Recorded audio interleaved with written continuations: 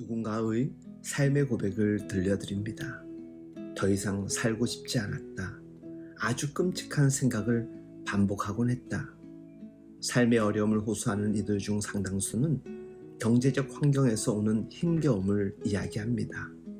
조금 전 들려드린 누군가의 삶의 고백은 다름 아닌 누구나 부러워하는 영국 왕실에서 살았던 한 여인의 고백입니다. 영국의 해리 왕자와 결혼하여 왕궁에서 살았던 메건 마클. 그녀는 흑인과 백인의 혼혈이자 영화 배우로 활동하던 중 영국 왕실 계승순위 6위였던 해리 왕자를 만나 결혼에 이릅니다. 그녀의 결혼 이후의 삶의 무대였던 왕실은 생각처럼 그리 아름답고 고상한 곳이 아니었습니다. 특히 혼혈인 마클에게는 피부색 자체가 왕실에 어울리지 않는 일면이 되어버렸습니다. 주변에서는 심심찮게 우려 섞인 말을 했다고 합니다.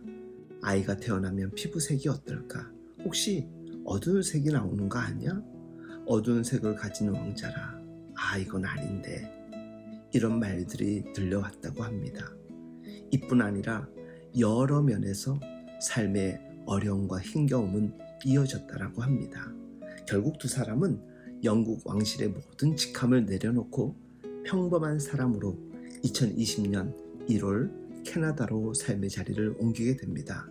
그런 그들은 사랑하는 사람과 함께 있는 것이 정말 기쁘고 다행이라고 고백합니다.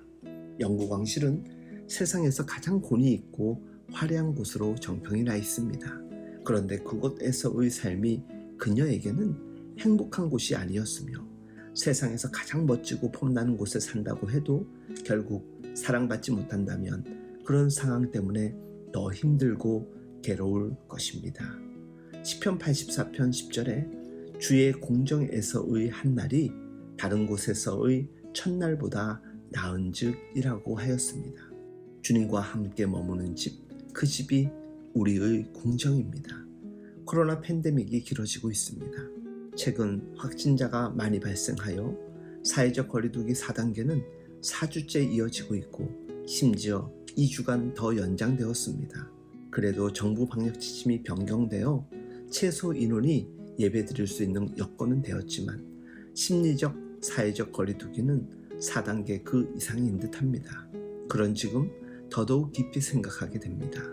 우리가 예배자로서의 삶을 살아야 하고 우리의 삶의 자리가 예배자의 삶의 자리가 되어야 한다는, 더더욱 우리의 가정이 하나님을 모신 가정이 될 때 주의 궁정과 같은 평안이 함께할 것입니다.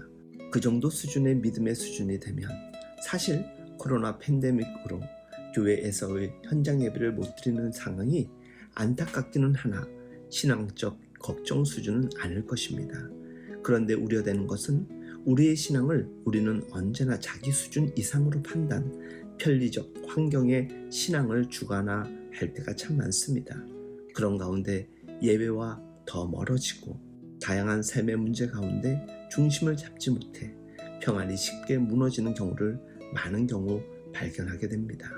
주 안에서 사랑하는 여러분, 코로나 팬데믹으로 인해 여러 삶의 이유들로 흔들리고 있으며 신앙생활, 교회생활마저 녹록지 않은 시대입니다.